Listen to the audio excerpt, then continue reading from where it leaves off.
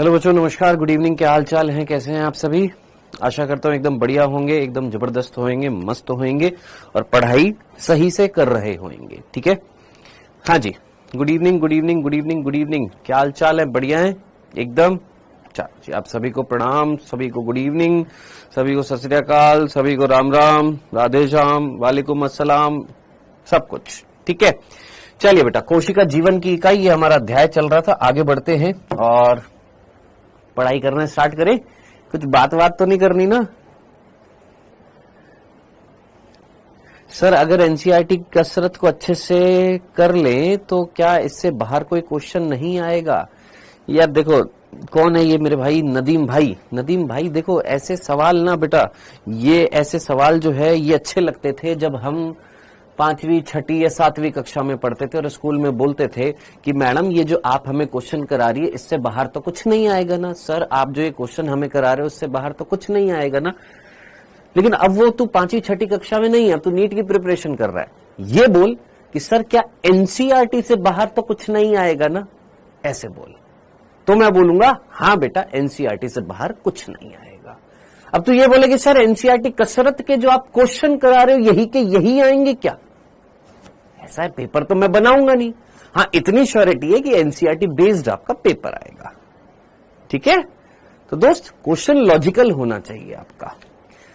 हाँ जी, आगे बढ़ते। आगे बढ़ने से पहले बेटा एक जरूरी सूचना, और वो ये है कि हम जहां से अभी मैं क्लास ले रहा हूं वो है गुड़गांव में, और गुड़गांव जो है वो है हरियाणा में। और हरियाणा में जो है कल इलेक्शन है, यानी 25 मई को क्या है, इलेक्शन है।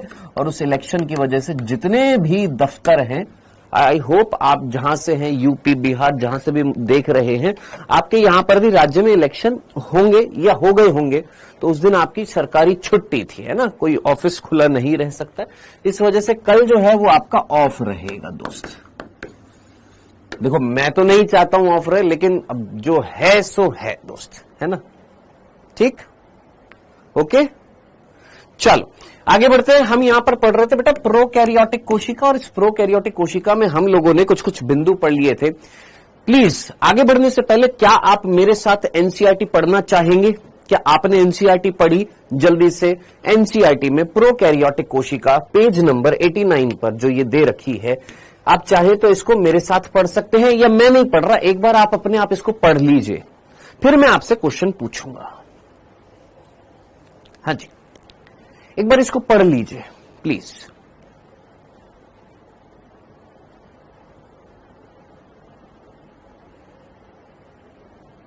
हाँ शेख, संडे को भी ऑफ रहेगा।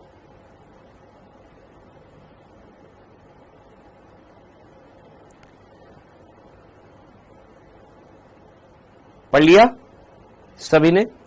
प्रोकैरियोटिक कोशिका के एग्जाम्पल हम जानते हैं, पीपीएलओ, नील शैवाल जीवाणु, माइकोप्लाज्मा।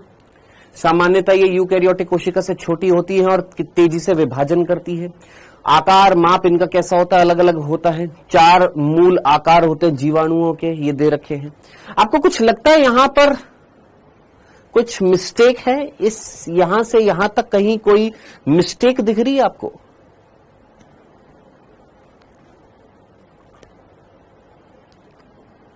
आपको लग रहा है यहां पर कोई मिस्टेक है? किसी को यहां पर कोई मिस्टेक दिख रही है एनसीईआरटी में?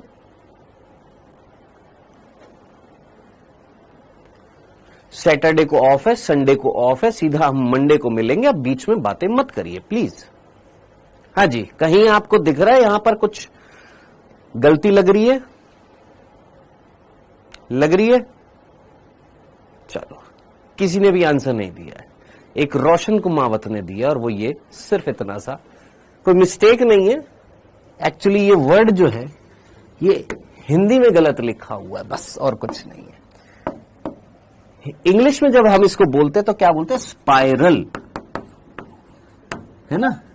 क्या बोलते हैं? स्पाइरल बोलते हैं। और स्पाइरल को हिंदी में लिख दिया स्पाइलर। क्या लिख दिया? स्पाइलर। बस इतनी सी मिस्टेक है। क्या? स्पाइरल को क्या लिख दिया? स्पाइलर कर दिया है। क्या कर दिया? स्पाइलर कर दिया है, और कुछ नहीं है। तो ये एक छोटी सी इतनी सी छोटी सी मिस्टेक है, और वो क्या कि सर्पिल को हम अंग्रेजी में क्या बोलते हैं, स्पाइरल बोलते हैं, और यहां पर स्पाइरल की जगह स्पाइलर कर रखा है और कुछ नहीं है। हाँ जी, डन, क्लियर है। तो ये कोई बहुत बड़ी मिस्टेक नहीं है, आप भी जानते हैं, आप लोगों ने सुना होगा स्पाइरल बाइंडिंग या स्पाइलर बाइंडिंग। सोचो, बाइंडिंग कराते हैं ना बुक्स की, क्या बोलते हैं, स्पाइलर बाइंडिंग कर दे या स्पाइरल बाइंडिंग कर दे, स्पाइरल होता है, स्पाइलर नहीं होता। डन, चल आगे बढ़ते हैं। इस पेज को एक बार पढ़ लीजिए, यह पेज हमने पूरा का पूरा पढ़ लिया है। इस पेज को फटाफट जल्दी से पढ़ लीजिए, हम ये भी पेज पूरा का पूरा पढ़ चुके हैं। प्रोकैरियोटिक कोशिका का मूलभूत संगठन आकार कार्य में विभिन्नता के बावजूद एक जैसा होता है, ये हमने कल पढ़ा था।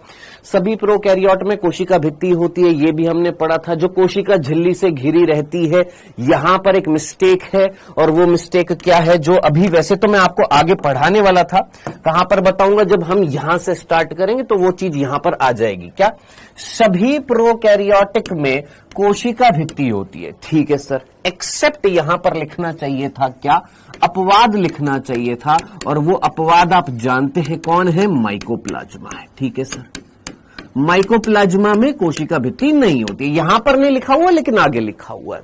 जो कोशिका झिल्ली को घेरे रखती है, याद रखना, जो कोशिका झिल्ली को, यहां पर क्या करना है, को घेरे रखती है।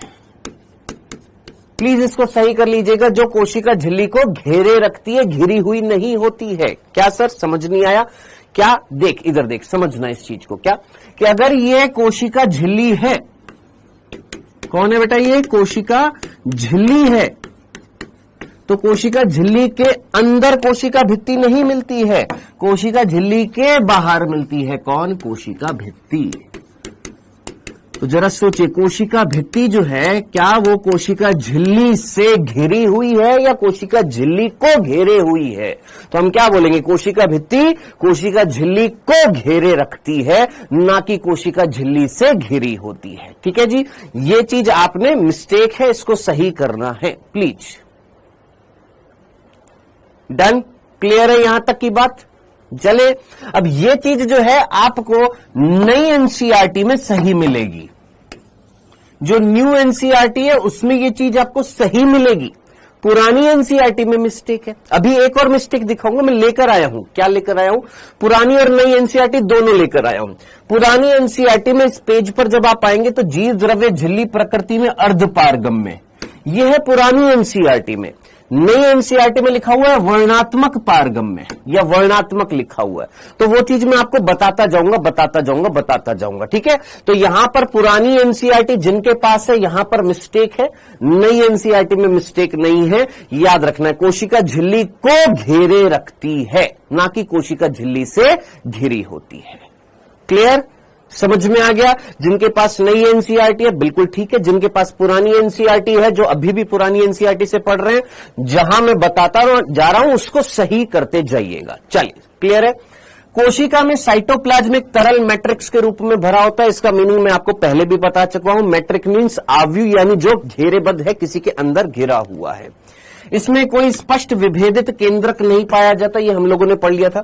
आनुवांशिक पदार्थ मुख्य रूप से नग्न होता है, केंद्रक झिल्ली द्वारा परिबद्ध नहीं होता, ये हम कल पढ़ चुके हैं। जीनोमिक डीएनए कैसा होता है, ये हम लोगों ने कल पढ़ लिया था। प्लाज्मिड क्या होता है, ये हम लोगों ने कल पढ़ लिया था। प्लाज्मिड की खूबी दो कार्य, एक तो था प्रतिजैविक के खिलाफ प्रतिरोधकता या प्रतिजीवी प्रतिरोधकता, एंटीबायोटिक रेजिस्टेंस, और एक साथ साथ रूपांतरण या संयुग्मन में हेल्प करता है, लिंगी रोम बनाकर। यहां तक की बात हम लोग कर चुके हैं। डन, इसके आगे के बिंदु अब हमें पढ़ने हैं, तो क्या आप रेडी हैं आगे की चीजें पढ़ने के लिए प्रोकैरियोटिक कोशिका में? स्टार्ट करें आज का कार्यक्रम, प्रोकैरियोटिक कोशिका के अगले लक्षण पढ़ने में। हाँ जी, स्टार्ट करें। चलिए जी, एक बालक पूछ रहा है, सर हमारे पास नई एनसीईआरटी नहीं है। तेरे पास फोन है ना, फोन में डाउनलोड कर सकता है नई एनसीईआरटी। कहां से डाउनलोड करेगा? फटाफट एक चीज जल्दी से बता देता हूं, ज्यादा टाइम वेस्ट नहीं करेंगे। सीधा बेटा गूगल पर जाना, गूगल पर जाने के बाद में सीधा सीधा यहां पर लिख देना क्या, 11th class NCERT biology, NCERT 11th biology, बस इतना सा लिख देना। क्या लिखना है अंग्रेजी में? लिख देना NCERT 11th बायोलॉजी। तेरे फोन में गूगल है, वहां पर लिख देना। सुनता जा, फिर मत बोलना सर एक बार वापस से दोहरा दो। यहां पर ऊपर ऊपर तेरे को एनसीईआरटी की वेबसाइट दिखाई देगी। ये वेबसाइट है ncert.nic.in। इस पर क्लिक करना। जैसे इस पर क्लिक करेगा तेरी वेबसाइट खुल जाएगी। वेबसाइट खुलने के बाद में क्या करना है, यहां पर ऊपर एक कॉलम दिखाई देगा जिस पर लिखा होगा सेलेक्ट क्लास। इस पर क्लिक करना। क्लिक करते ही यहां पर क्लासेस दिख जाएंगी। तूने 11th क्लास पर क्लिक किया, कर दिया। फिर सब्जेक्ट पर क्लिक किया, बायोलॉजी पर, तेरे को जिस भी सब्जेक्ट की डाउनलोड करनी है कर दिया। फिर यहां पर क्या हिंदी में चाहिए कि इंग्लिश में चाहिए? ऑब्वियस सी बात है हिंदी में चाहिए, तो जीव विज्ञान पर क्लिक कर देना। ये करने के बाद गो पर क्लिक कर देना। जैसे गो पर क्लिक करेगा तेरे यहां पर 19 चैप्टर जो 11th क्लास के हैं वो सारे के सारे दिख जाएंगे। अब तेरे को एक एक चैप्टर डाउनलोड नहीं करना, तेरे को क्या करना, नीचे लिखा हुआ डाउनलोड कंप्लीट बुक, पूरी की पूरी बुक तेरे को डाउनलोड करनी है। इस पर क्लिक करना, तेरे फोन में 19 के 19 चैप्टर जो हैं वो डाउनलोड हो जाएंगे। कौन से? नई एनसीईआरटी के। ठीक है। नेक्स्ट दूसरा, एक और बालक पूछ रहा है क्या सर नई एनसीईआरटी फॉलो करें या पुरानी एनसीईआरटी? अगर देखो, अगर आपके पास पुरानी है तो पुरानी से काम चल जाएगा। नई खरीद सकते हो तो प्लीज खरीद लेना। ठीक है, समझ में आ गया? तो दोनों से चल सकता है। नहीं खरीद सकते तो खरीद लो, नहीं है नहीं खरीद सकते या नहीं खरीदना चाहते तो क्या पुरानी से चल जाएगा? चल जाएगा। जहां मिस्टेक होगी मैं बताता जाऊंगा। आइए स्टार्ट करते हैं प्रोकैरियोटिक कोशिका। अब प्रोकैरियोटिक कोशिका में जो अगला बिंदु आता है वो ये आता है कि प्रोकैरियोटिक कोशिका का विशिष्ट लक्षण। क्या? प्रोकैरियोटिक कोशिका जो होती है उनका विशिष्ट लक्षण। मैंने आपको बताए थे कल दो विशिष्ट लक्षण हैं, जिसमें से पहला विशिष्ट लक्षण जो है, पहला विशिष्ट लक्षण जो है वो क्या? अंतःवृष्ट पिंड का पाया जाना। हिंदी में बोलते हैं अंतःवृष्ट पिंड, इंग्लिश में बोलते हैं इंक्लूजन बॉडी। और दूसरा है मीजोसोम्स। ठीक है। अब कंफ्यूजन कहां पर होएगा? हमारी हिंदी की एनसीईआरटी में एक जगह पर मीजोसोम लिखा हुआ है, एक जगह पर मीसोजोम लिखा हुआ है। अंग्रेजी में सिंपल क्या बोलते हैं? मीसोसोम बोलते हैं। तो इसमें कंफ्यूज आइएगा मत, एक ही चीज है। मीजोसोम भी बोल सकते हैं, मीजोजोम भी बोल सकते हैं, दोनों चीजें बोल सकते हैं। ठीक है। कहीं कहे कि सर हमारे में तो मीजोजोम लिखा हुआ है, एक ही चीज है। मीजोसोम भी बोल सकते हैं, मीजोजोम भी बोल सकते हैं। ये दो हैं विशिष्ट लक्षण। विशेष लक्षण मतलब कि सभी प्रोकैरियोट्स में ये मिलेंगे ही मिलेंगे। क्या? अंतःवृष्ट पिंड का पाया जाना और मीजोसोम का पाया जाना, ये इनके विशिष्ट लक्षण है। किसके? प्रोकैरियोटिक कोशिका के। डन।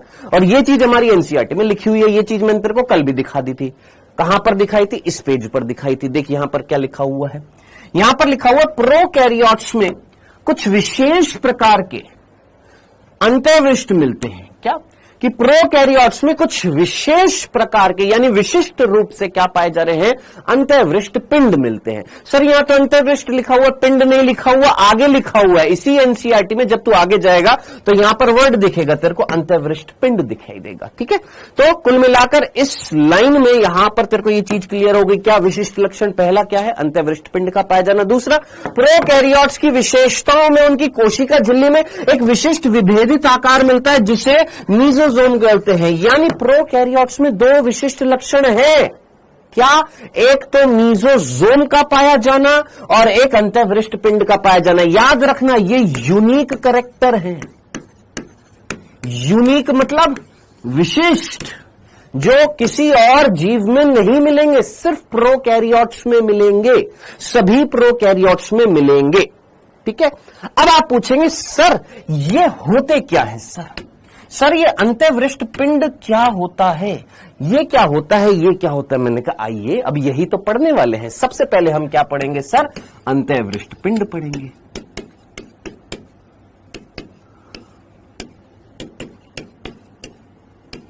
आइए सर ये अंतःवृष्ट पिंड क्या होता है? अंग्रेजी मैंने यहां पर लिख दिया इंक्लूजन बॉडी। ये क्या होते हैं? आगे बढ़ने से पहले एक सिंपल सा प्रश्न मैं आपसे पूछूंगा।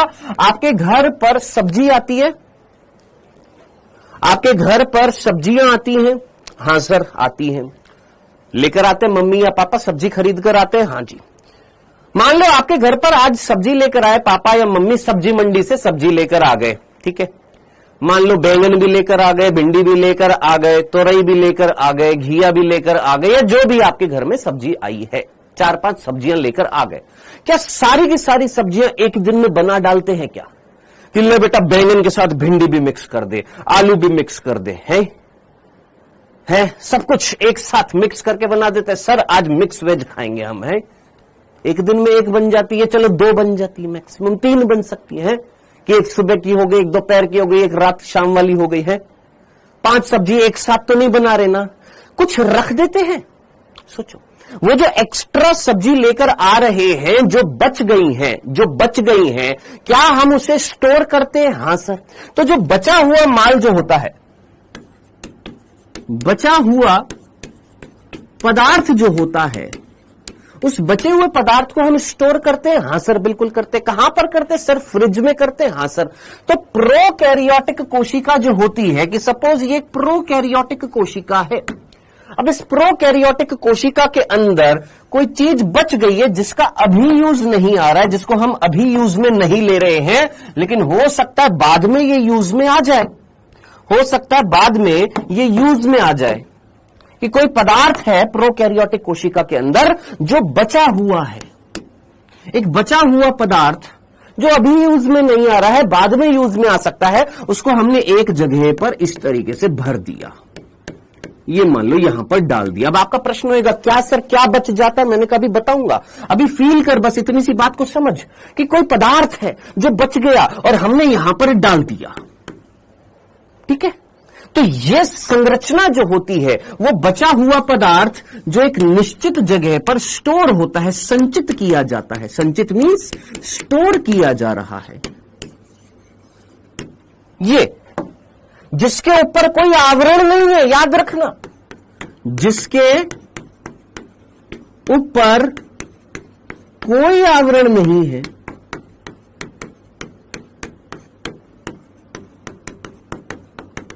उसे अंतःवृष्ट पिंड कहते हैं।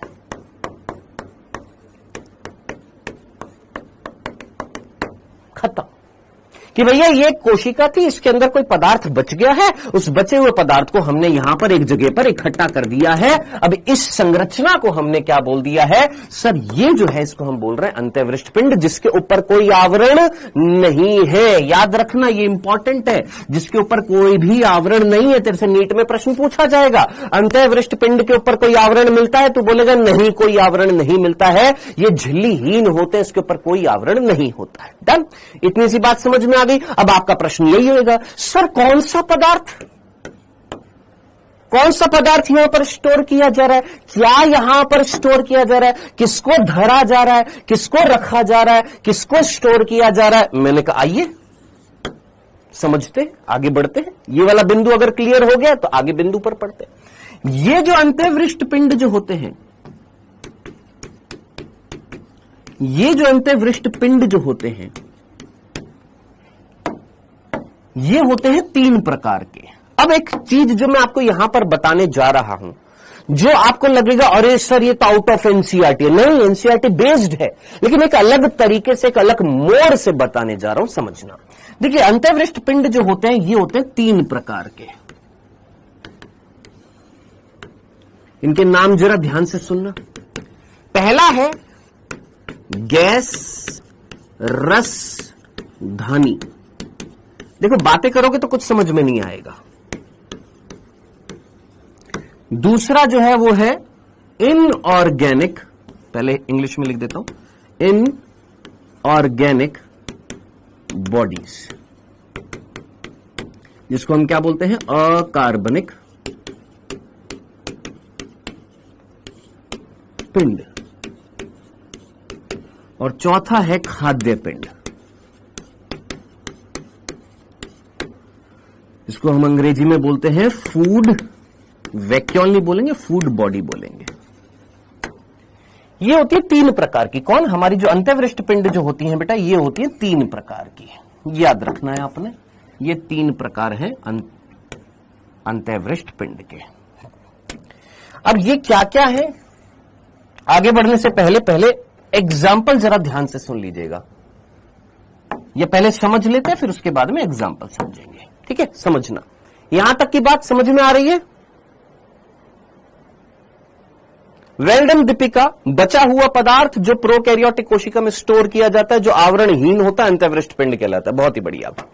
सर टैबलेट में लाइव क्लास होगी क्या? चल रही है ना मेरे भाई, चल रही है ना, बात मत कर यहां पर। ठीक है, अब ये जो अंत्यवृष्ट पिंड है, ये जो बचा हुआ पदार्थ है जिसके ऊपर कोई आवरण नहीं है, जिसको हमने अंत्यवृष्ट पिंड बोला, ये होते 3 प्रकार के। कौन कौन से 3 प्रकार, ये नाम लिख दिए हैं। अब आगे बढ़ने से पहले सबसे पहला हम पढ़ते हैं कौन सा, गैस रसधानी। सर ये क्या होती है?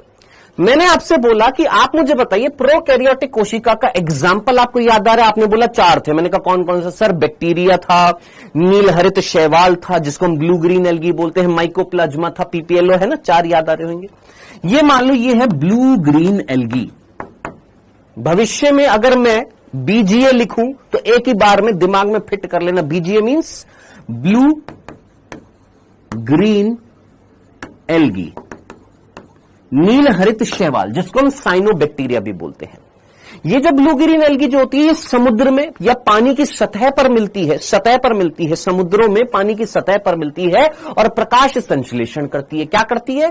फोटोसिंथेसिस करती है। पानी की सतह पर मिलती है, पानी की सतह पर प्रकाश संश्लेषण करती है। डन, इतनी सी बात घुस गई दिमाग में। अब इधर देख, आप मुझे बताइए, अगर ये पानी की सतह पर मिल रही है तो पानी की सतह पर रहने के लिए आप मुझे बताइए क्या इसके अंदर प्लावकता होनी चाहिए? प्लावकता मींस बायोन्सी।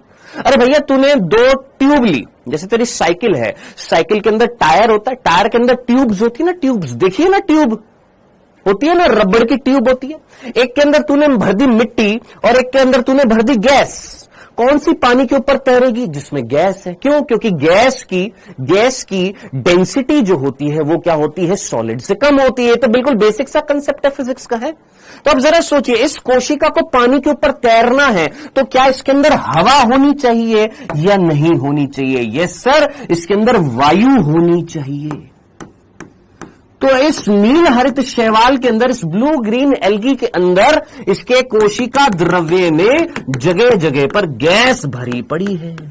गैस जो है वो स्टोर हो गई है, जिसके ऊपर कोई आवरण नहीं मिल रहा। तो इस संरचना को हमने क्या बोला? सर इस संरचना को हमने बोला गैस रसधानी, या सिंपल फूड, इसको हमने क्या बोला? गैस वैक्यूल बोला है। आवाज नहीं आ रही है? आवाज नहीं आ रही है? आवाज नहीं आ रही है? क्लास नहीं चल रही है? कैसी बातें कर रहे हो मेरे भाई? हाँ जी, हाँ जी, क्या इतनी सी बात समझ में आ गई?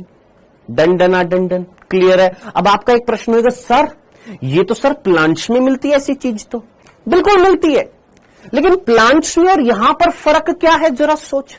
प्लांट्स में जो वैक्यूल मिलती है, क्या उस पर आवरण होता है? हां, यहां पर कोई आवरण नहीं है, कोई झिल्ली ऊपर से इसको कवर नहीं कर रही, बस ये डिफरेंस होता है। तो प्रोकैरियोट्स में ये जो अंत्यवृष्ट पिंड, जो गैस रसधानी होती है, जिसमें गैस स्टोर होती है, जिसमें गैस संचित होती है, ये किसमें मिलेगी जरा सोच। इसका एग्जाम्पल क्या होएगा? तो सीधा बोलेगा सर ये जो गैस रसधानी जो होती है ये कहां पर पाई जाएगी? अरे क्या बात है मेरे भाई, क्या आवाज नहीं आ रही? आवाज नहीं आ रही? पगला गया है कि स्पैम किए जा रहा है? किसमें मिलेगी? सर ये मिलेगी नील हरित शैवाल में। नील हरित शैवाल जिसको हम साइनोबैक्टीरिया भी बोलते हैं।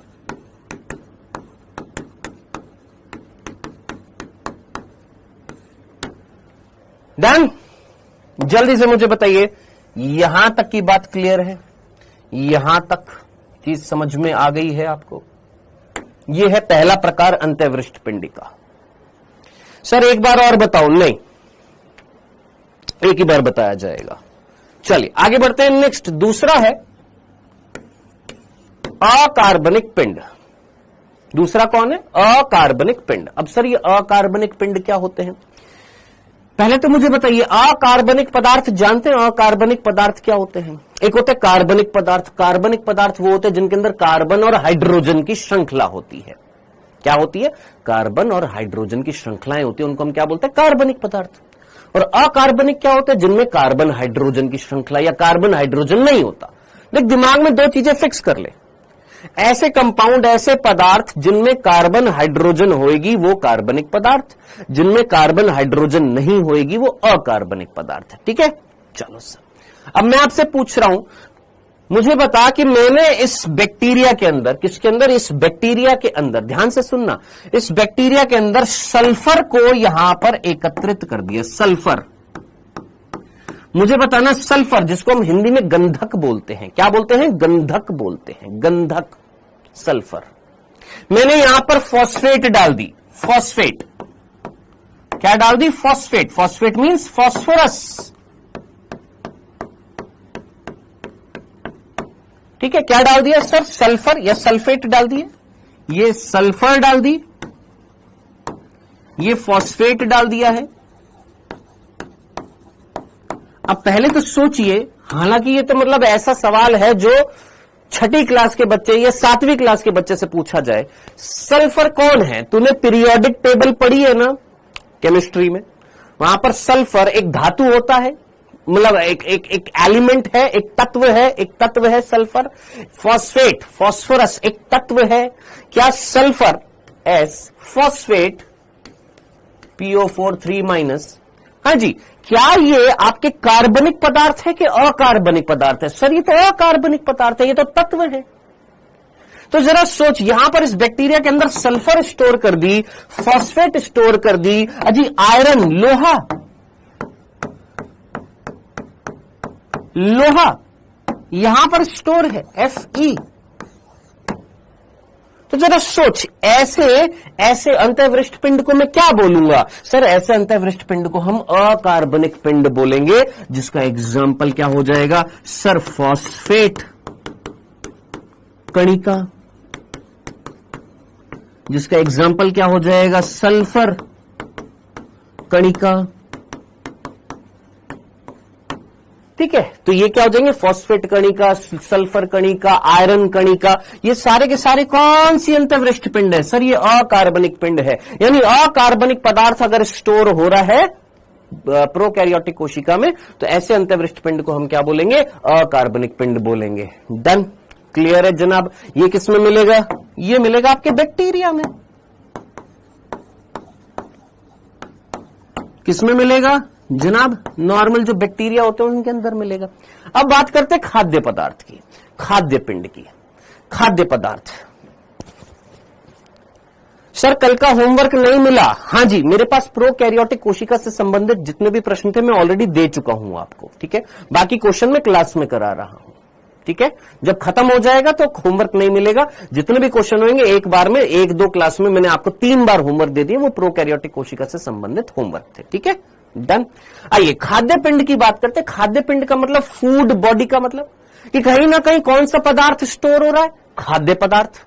यानी आपके घर पर जो बच गया फूड मटेरियल, उसको आप जब स्टोर करते हो तो सेम टू सेम इस बैक्टीरिया के अंदर कोई फूड मटेरियल है, कोई खाद्य पदार्थ है जो बच गया, हमने उसको यहां पर क्या कर दिया गुरु? स्टोर कर दिया है। मान लो ये फूड मटेरियल था और इसको हमने यहां पर स्टोर कर दिया।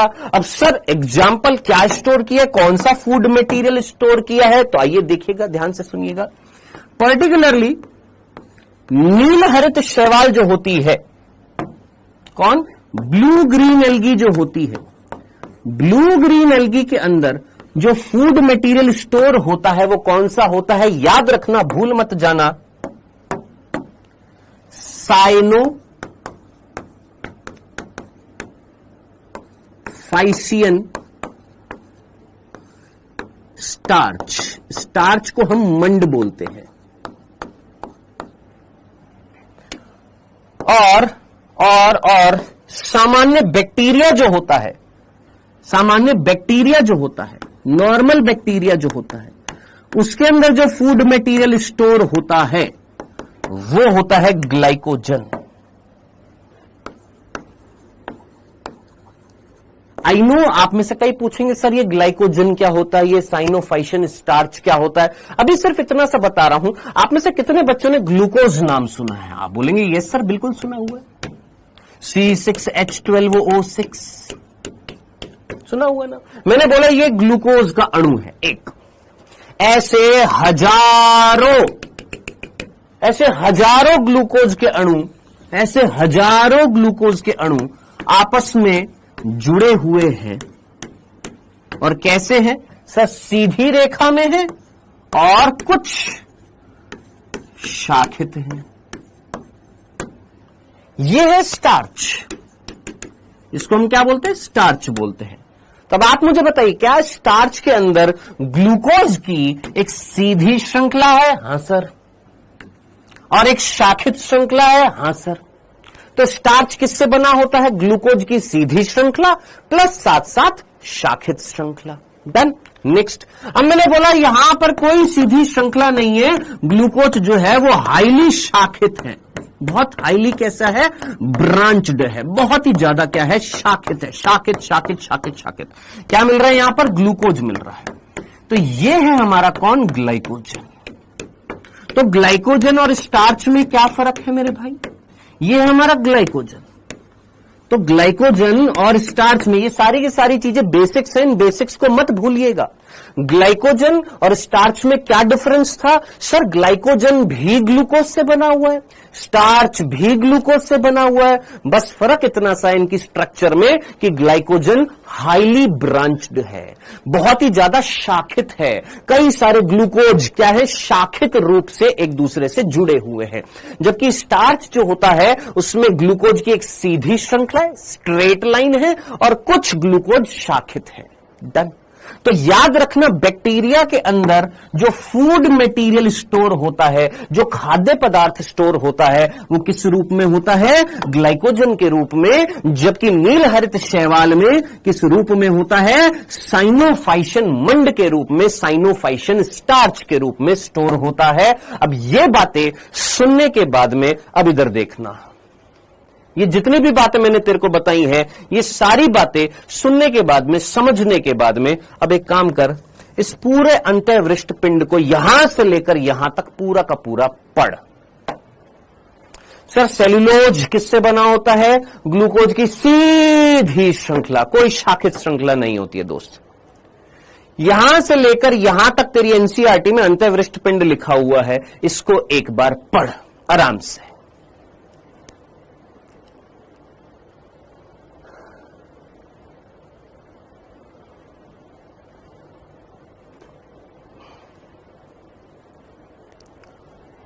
पूरी आवाज आ रही है जमीर हैदर। ज्यादा अगर स्पैम करेगा तो क्लास से बाहर निकाल दिया जाएगा, ठीक है? स्टार्टिंग में कुछ बच्चे आते हैं, छोटू छोटू बच्चे है ना, थोड़ा सा मेच्योरिटी नहीं होती, इसलिए बार बार वो बटन पर क्लिक करते रहते हैं, आवाज नहीं आ रही, आवाज नहीं आ रही, आवाज नहीं आ रही, तो स्पैम करते हैं। मत कर बेटा, आवाज आ रही है, पूरी आवाज आ रही है।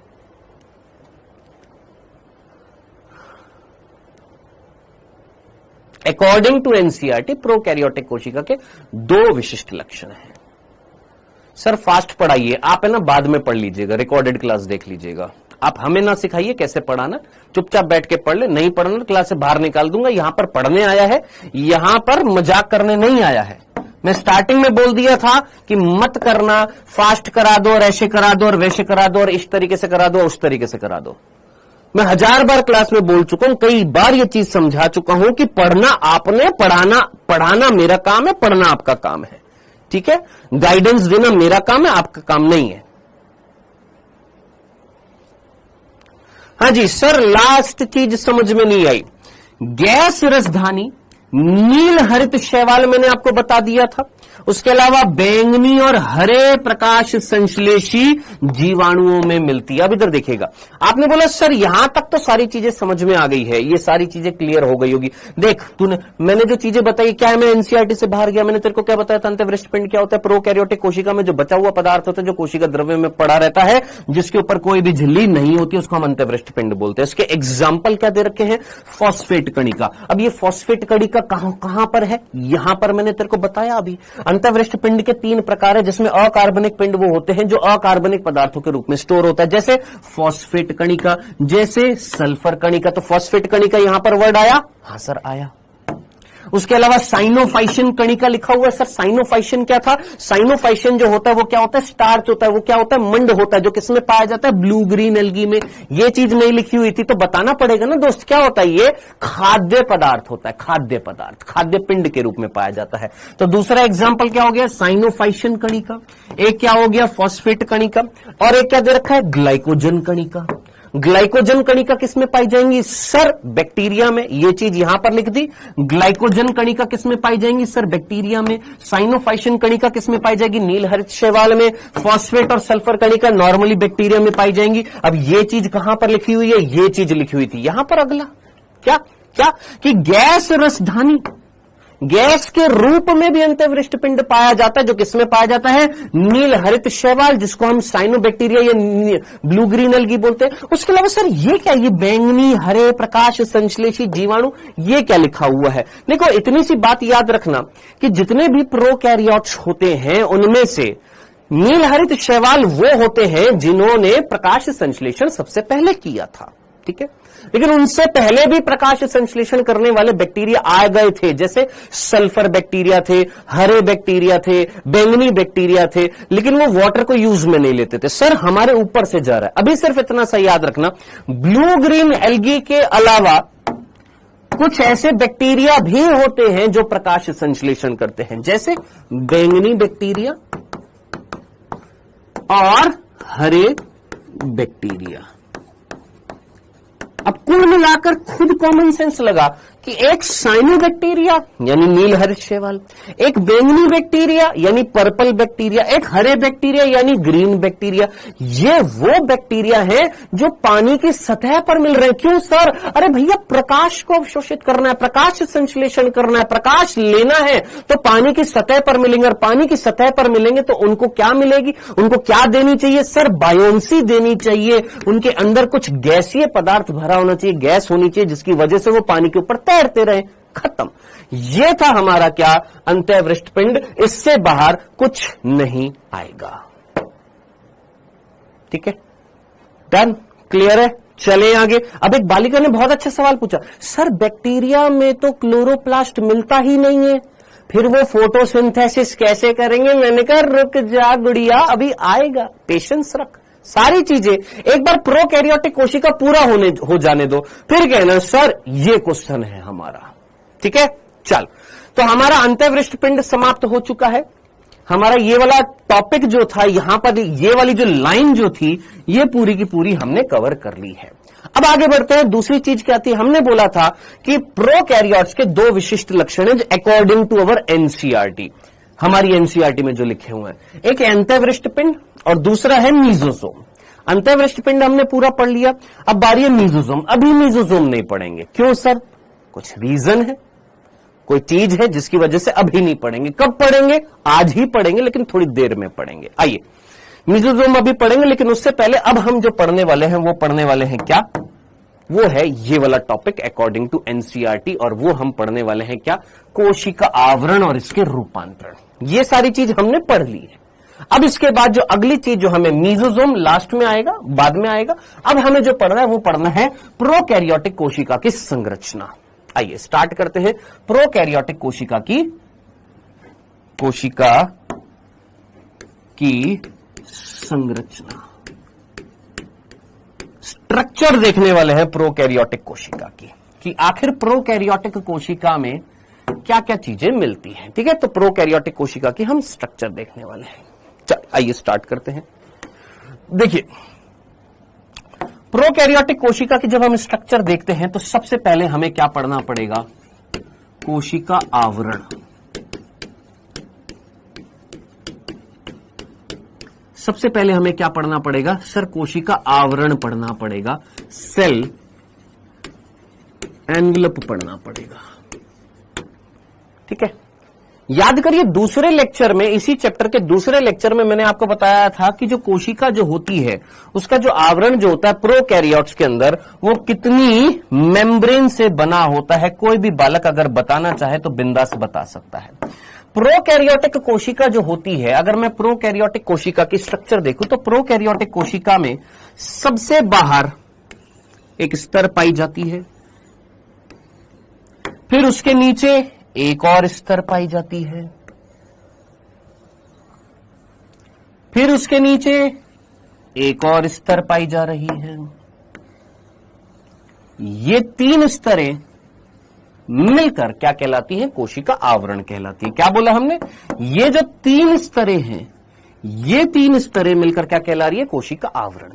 जिसमें से आउटर मोस्ट लेयर जो होती है, सबसे बाहर वाली लेयर जो होती है, उसका नाम है क्या? ग्लाइकोकैलिक्स।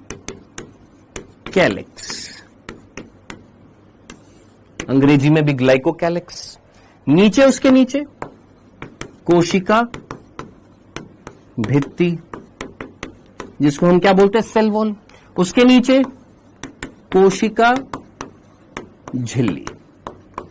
तो आपसे सिंपल सा प्रश्न है, बहुत सीधा सा, कि भैया जरा सोचिए प्रोकैरियोटिक कोशिका का जो कोशिका आवरण जो है वो कितने स्तरों से बना होता है? तो हम सीधा बोलेंगे भैया 3 स्तरों से बना होता है। सबसे बाहर ग्लाइकोकैलिक्स, नेक्स्ट कोशिका भित्ति और नेक्स्ट कोशिका झिल्ली। तो सबसे पहले हमें क्या पढ़ना पड़ेगा? कोशिका आवरण में ग्लाइकोकैलिक्स। आइएगा, सबसे पहले क्या पढ़ेंगे सर? ग्लाइकोकैलिक्स। ठीक है, यहां पर हिंदी में लिख दिया तो यहां पर इंग्लिश में लिख दिया है। चलो हिंदी में भी लिख देते हैं, ग्लाइकोकैलिक्स। अब देखिए, ग्लाइकोकैलिक्स हमारी एनसीईआरटी में बिल्कुल भी डिटेल में नहीं समझाया गया है, बिल्कुल भी नहीं समझाया गया है ना? और आपकी उत्सुकताएं होंगी कुछ कुछ चीजें जानने की, तो पहले एक बार सुन लीजिए, उसके बाद में मैं आपसे बोलूंगा जितना एनसीईआरटी में दिया गया है उसी पर ही स्ट्रिक्ट रहिए। जनरल नॉलेज की क्लास नहीं है कि हमें पीएचडी करनी है। जहां एक्स्ट्रा बताने की जरूरत है वहां पर मैं बता दूंगा। सबसे पहला बिंदु कि सर ये ग्लाइकोकैलिक्स किससे बनी होती है? ये ग्लाइकोकैलिक्स किससे बनी होती है? तो सबसे पहला बिंदु, ये ग्लाइको प्रोटीन और ग्लाइको लिपिड की बनी होती है।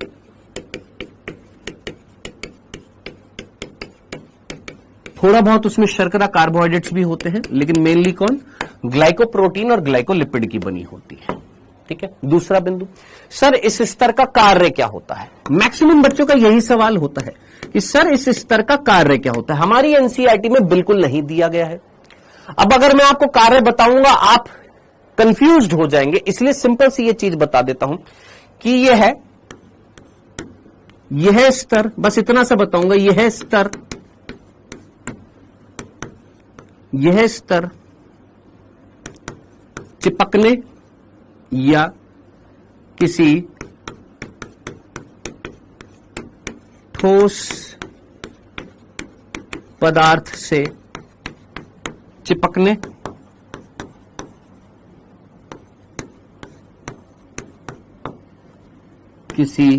चिपकने में सहायता करती है। पहला कार्य।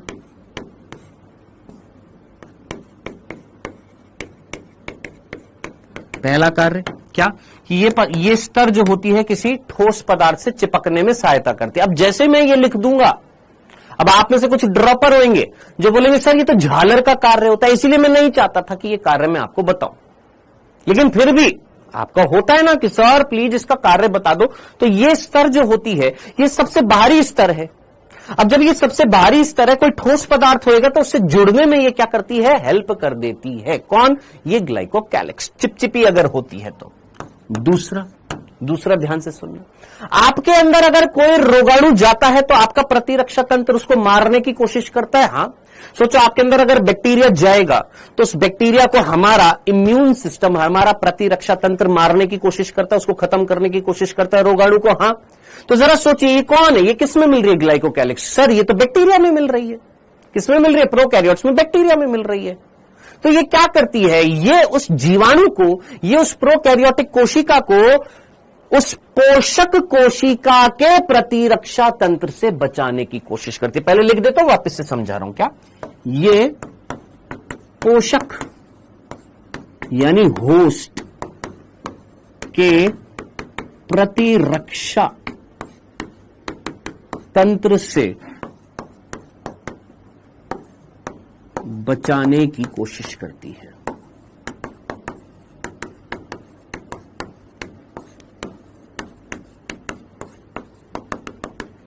ठीक है, अब इधर देखना, ध्यान से सुनना। मैंने बोला मान लो ये एक बैक्टीरिया है, ये मेरे अंदर गया, ठीक है। अब मेरे अंदर जब जाएगा तो मेरा इम्यून सिस्टम इसको क्या कहेगा कि आजा आजा आजा, है नहीं ना, मारेगा ना इसको, क्योंकि ये नुकसानदेही हो सकता है, नुकसान पहुंचा सकता है। तो इसको हमारा इम्यून सिस्टम अगर मारेगा तो ये क्या कहेगा कि आजा मेरे को मार दे, ये भी तो अपने आप को बचाने की कोशिश करेगा ना।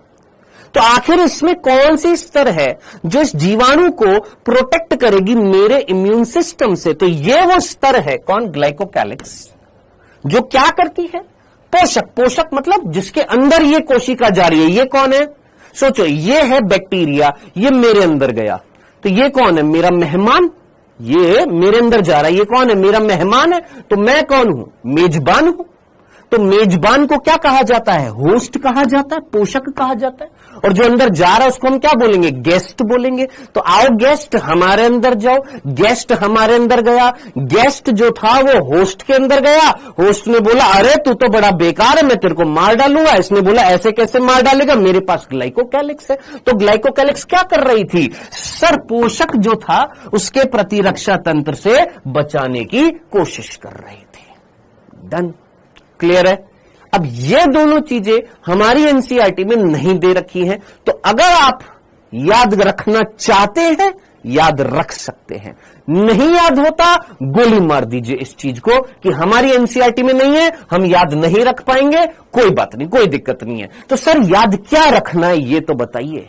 यहां से यहां तक जो मैंने यहां पर दो चीजें लिखी है, पहला कि ये इससे बनी होती है, दूसरा इसका कार्य क्या है, ये कुछ नहीं दे रखा हमारी एनसीईआरटी में। तो सर क्वेश्चन क्या बनेगा? जो चीज दे रखी है वो पढ़ा दो। तो तीसरी चीज जो दे रखी है वो ये कि ये जो ग्लाइकोकैलिक्स जो होती है ये दो तरीके से मिलती है। अगर ये मोटी मिलती है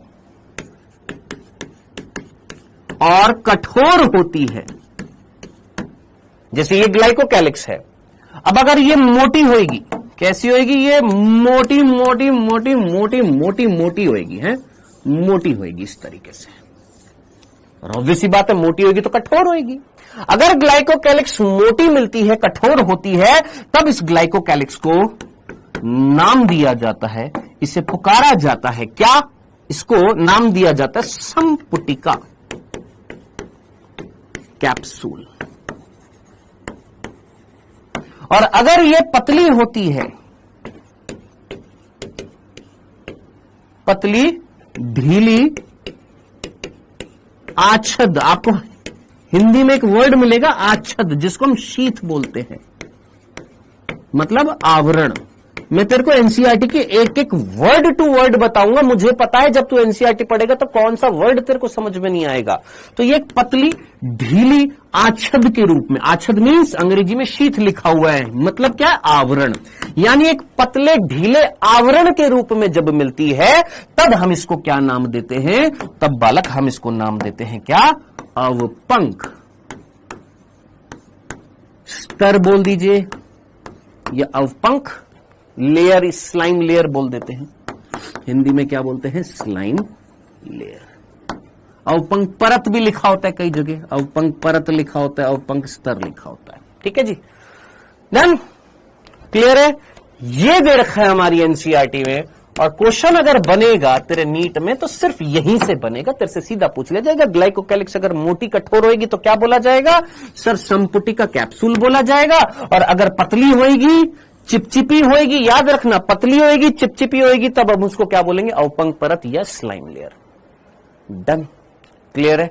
समझ में आ गया? एक और फंक्शन याद रख लेना, ये इन्फेक्शन में भी हेल्प करती है, ये संक्रमण में भी, संक्रमण के लिए उत्तरदायी होती है। अब ये वाला बिंदु जो है, ये मैं आपसे पूछूंगा जब हम 12th क्लास का एक चैप्टर पढ़ेंगे जिसका नाम है वंशागति का आणविक आधार, जहां पर हम एक वैज्ञानिक का एक्सपेरिमेंट पढ़ेंगे जिसने चूहे के ऊपर एक्सपेरिमेंट किया था। नाम था उनका ग्रिफिथ।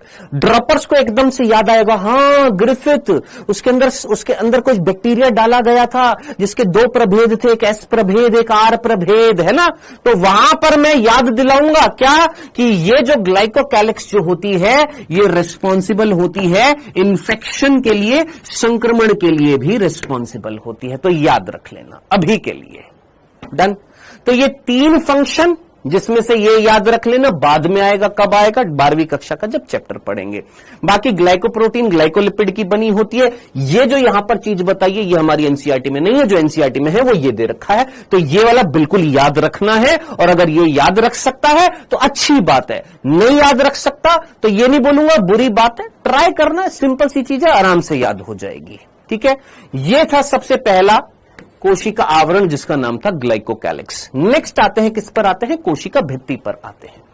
अगला जो आवरण जो आ रहा है वो आ रहा है कोशिका भित्ति।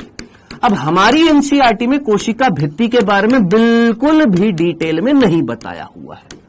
कोशिका भित्ति जिसको हम क्या बोलते हैं, सेल वॉल बोलते हैं। ठीक है, बिंदु दर बिंदु चीजें समझने की कोशिश करना। सर 12th कब पढ़ाएंगे, अगले साल पढ़ाएंगे, तेरे को बहुत जल्दी हो रही है बे, यहां पर पढ़ा रहे, तेरे को बातें करने के अलावा और कोई बात वो नहीं है, हैं? 12th कब पढ़ाएंगे, अभी जुम्मा अभी 5वां लेक्चर हुआ, तेरे को अभी से टेंशन हो गई। रुक जा यार, पढ़ ले, पढ़ाऊंगा वो भी। सर पूछ ही तो रहे थे, मत पूछ, पढ़ाते हुए ऐसे फालतू के प्रश्न मत पूछ अभी, क्योंकि फ्लो बना हुआ है पढ़ाने का, तेरा भी फ्लो बनना चाहिए पढ़ने का। हां जी, देखिए पहला बिंदु कोशिका भित्ति से संबंधित पढ़ते हैं, सिर्फ पढ़ाई पर फोकस दे रेहान कुरैशी। वापस से एक ही चीज को फिर वापस से स्पैम कर रहा है। हां जी, क्या कोशिका भित्ति सिर्फ प्रोकैरियोट्स में मिलती है? आंसर, रेहान कुरैशी जल्दी से आंसर दे। क्या कोशिका भित्ति सिर्फ प्रोकैरियोट्स में मिलती है? सभी आंसर दे सकते हो। क्या कोशिका भित्ति सिर्फ प्रोकैरियोट्स में मिलती है? मेरे को पता है अभी भी कुछ बालक बोलेंगे हां सर हां, है ना। साध कह रहे हां प्रोकैरियोट्स में मिलती है, यूकैरियोट्स में तो चूहे खा गए, प्लांट्स में नहीं मिलती। पहले लेक्चर में बता दिया था दोस्त, इसलिए बोला जाता है पहले लेक्चर से क्लासेस को अटेंड करिए, सीरियसली अटेंड करिए। प्लांट्स में भी होती है, एनिमल्स में नहीं होती, पादपों में होती है, कवक में होती है, प्रोटिस्टा जगत में होती है, पहले लेक्चर में बताया था। तो कोशिका भित्ति प्रोकैरियोट्स और यूकैरियोट्स दोनों में होती है, लेकिन प्रोकैरियोट्स की कोशिका भित्ति और यूकैरियोट्स की कोशिका भित्ति अलग अलग होती है। क्या सर? मतलब यूं समझिए कि फोन तेरे पास भी है, फोन मेरे पास भी है। उस फोन का कार्य क्या है? सर फोन मिलाना। मेरे पास भी फोन है, तेरे पास भी फोन है। हाँ सर, दोनों के पास फोन है। तू भी उस फोन का इस्तेमाल क्या करता है? यूट्यूब को देख लेता है, रील्स देख लेता है, डाउटनेट में जो कोर्स खरीदा उसमें क्लास देख लेता है कभी कभी। अभी तो जुम्मा 4 दिन हुए हैं तो हमने देख लिया, स्टार्ट कर दिया, कुछ दिन बाद ये भी हम नहीं देखेंगे, है ना, ऐसा ना, नहीं, फ्लो ऐसे ही रहना, ठीक है।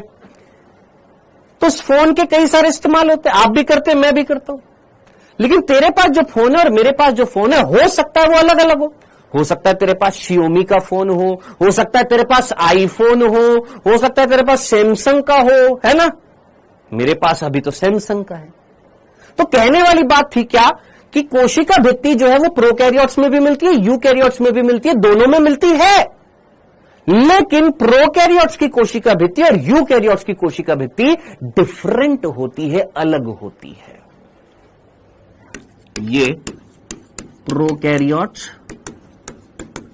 और यूकैरियोट्स दोनों में मिलती है।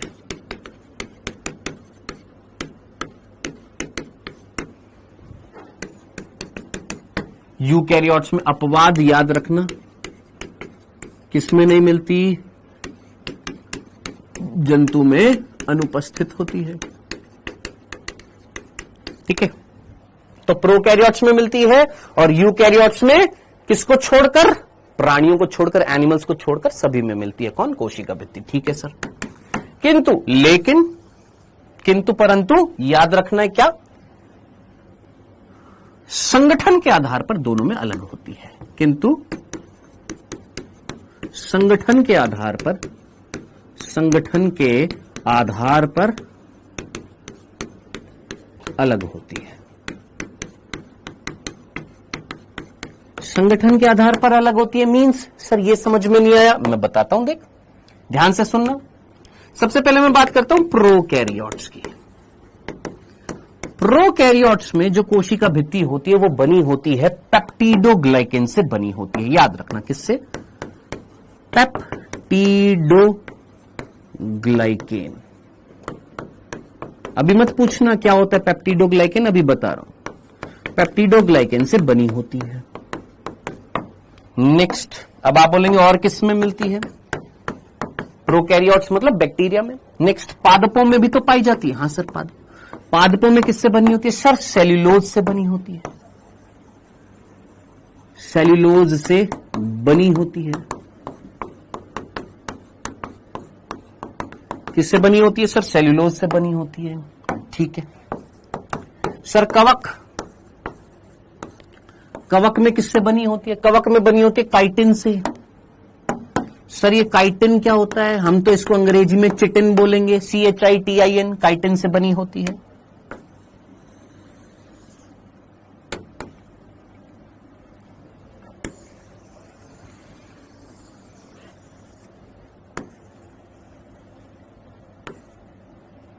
और सर हालांकि ये बाद में आएगा जब हम यूकैरियोट्स पढ़ेंगे, वहां पर भी बताना था ये, लेकिन अभी बता देता हूं। शैवाल,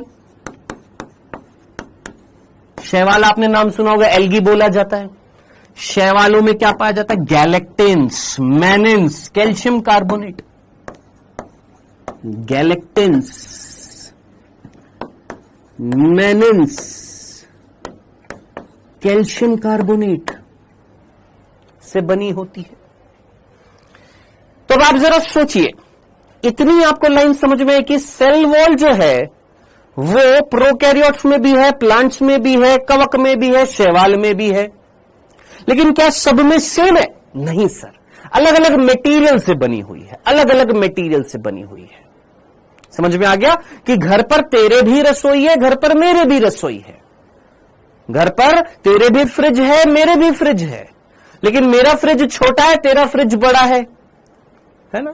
घर पर मेरे कूलर है, तेरे भी कूलर है, दोनों के घर पर कूलर है, गर्मी बहुत हो रही है, लेकिन तेरा कूलर जो है वो सिम्फनी का है और मेरा कूलर जो है वो कोई दूसरी कंपनी का है। तो समझने वाली बात जो थी कि प्रोकैरियोट्स में भी और यूकैरियोट्स दोनों में कोशिका भित्ति है, एक्सेप्ट कौन से यूकैरियोट्स में नहीं है? सर जंतुओं में अनुपस्थित है, बाकी यूकैरियोट्स में होती है। तो इन सब में सेल वॉल होती है, लेकिन सेल वॉल का जो कॉम्पोजिशन जो है वो डिफरेंट है। अब बात आ रही है सर ये पेप्टिडोग्लाइकेन क्या है, सेल्यूलोज क्या है, काइटिन क्या है, गैलेक्टेंस क्या है, मैनेंस क्या है? हालांकि अभी अगर मैं बताऊंगा तो उसका कोई लॉजिक नहीं है। अभी सिर्फ मैं इतनी सी बात बोलता हूं कि ये पेप्टिडोग्लाइकेन, ये सेल्यूलोज, ये काइटिन, ये गैलेक्टेंस, ये मैनेंस, अभी सिर्फ इतना सा याद रखना, ये एक प्रकार के कार्बोहाइड्रेट है, जिनमें से पेप्टिडोग्लाइकेन जो है ये एक प्रकार के मॉडिफाइड कार्बोहाइड्रेट है, और ये जो काइटिन जो है ये मॉडिफाइड कार्बोहाइड्रेट है। ये सब आएगा, ये सब आएगा। और ये कहां पर आएगा, कौन से चैप्टर में आएगा? ये 11वीं कक्षा के एक चैप्टर में आएगा, 11th क्लास के एक चैप्टर में आएगा, जिसका नाम होएगा बायोमोलिक्यूल्स।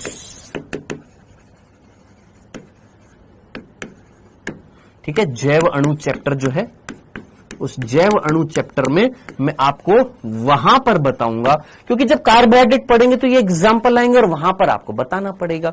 तो याद रखना, प्रोकैरियोट्स में पेप्टिडोग्लाइकेन से बनी होती है, पादप में इससे बनी होती है। बाकी वही चीज बार बार मैं रिपीट करूं कि सर कोई ऐसा प्रोकैरियोट बता दीजिए जिसमें सेल वॉल नहीं है, तो बेटा ये तो मैं आपको कई बार बता चुका हूं क्या कि ये प्रोकैरियोट्स में, यूकैरियोट्स में पाई जाती है। कौन सा वो प्रोकैरियोट्स है? प्रोकैरियोट्स का अपवाद बताइए। तो आप जानते हैं सर, माइकोप्लाज्मा, माइकोप्लाज्मा जो है वो अपवाद स्वरूप है जिसमें ये नहीं मिलती है। तो ये चीज हम ऑलरेडी लिख चुके हैं, ये ऑलरेडी चीज हम जान चुके हैं। हाँ जी,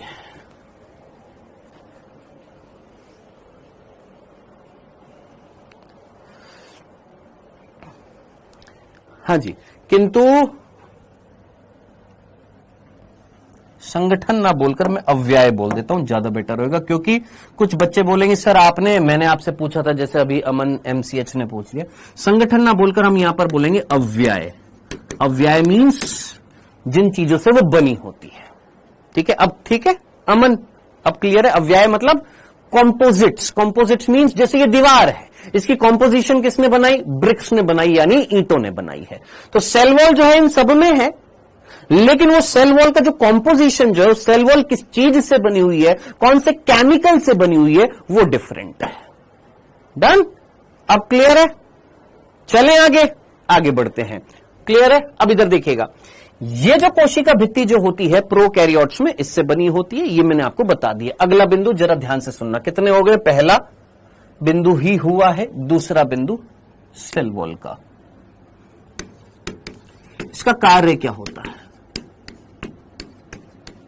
सेल वॉल का कार्य क्या होता है? देखो, सेल वॉल जो है वो प्रोकैरियोट्स में किससे बनी होती है? पेप्टिडोग्लाइकेन से बनी होती है। अभी सिर्फ इतना याद रखना, पेप्टिडोग्लाइकेन क्या होता है बेटा, मैं आपको पढ़ाऊंगा जैवणु में। अगर मैंने अभी बताना स्टार्ट कर दिया कि पेप्टिडोग्लाइकेन जो है वो NAG से बना होता है, NAM से बना होता है, जिसके बीच में ट्राइग्लिसरीन होता है, ट्राइग्लिसरीन होता है, NAGN acetyl glucosamine, N acetyl muramic acid, mucopolypeptide, ये सारे वर्ड्स आएंगे। कहां पर आएंगे? यहां पर। अगर मैं यहां पर बताऊंगा तो तेरा माथा घूम जाएगा।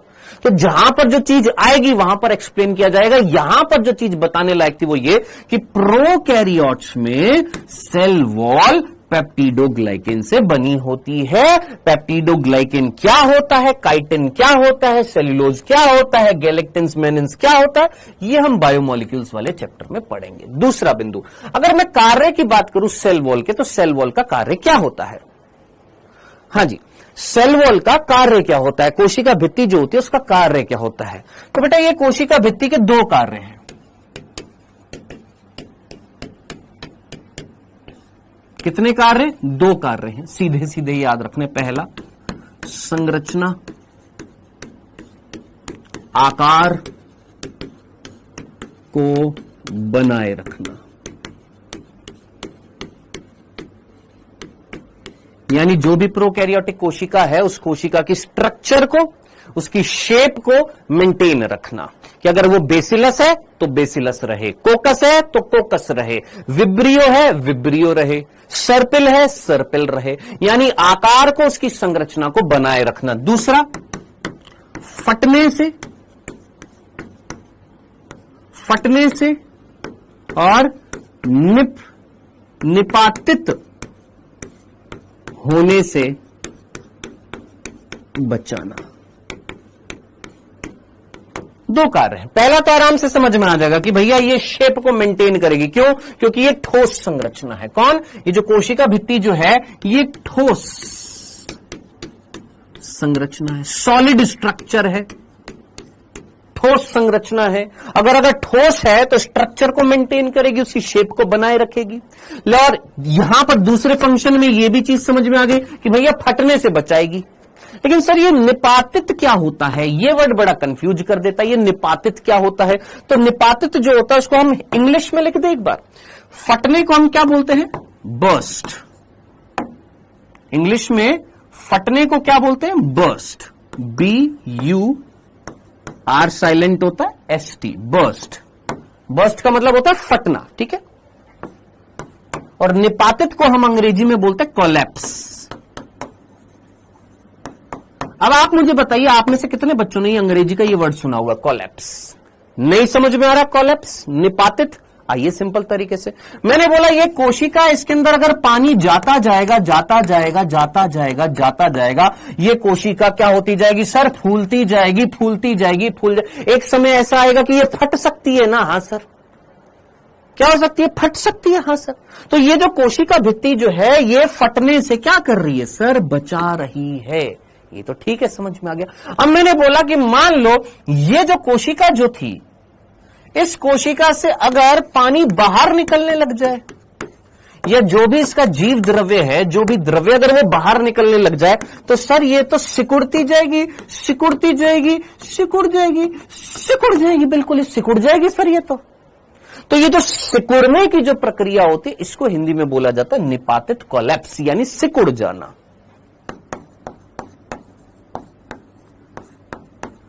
डन हो गया, मीनिंग क्लियर, समझ में आ गया। तो ये कोशिका भित्ति क्या करती है, ये सिकुड़ने से बचाती है और ये फटने से बचा रही है। ये थी दो कार्य किसके, प्रोकैरियोटिक कोशिका में मिलने वाली कोशिका भित्ति के। अब मैं आपको बताता हूं, हमारी एनसीईआरटी में यही चीज लिखी हुई है, किसमें, कोशिका भित्ति में।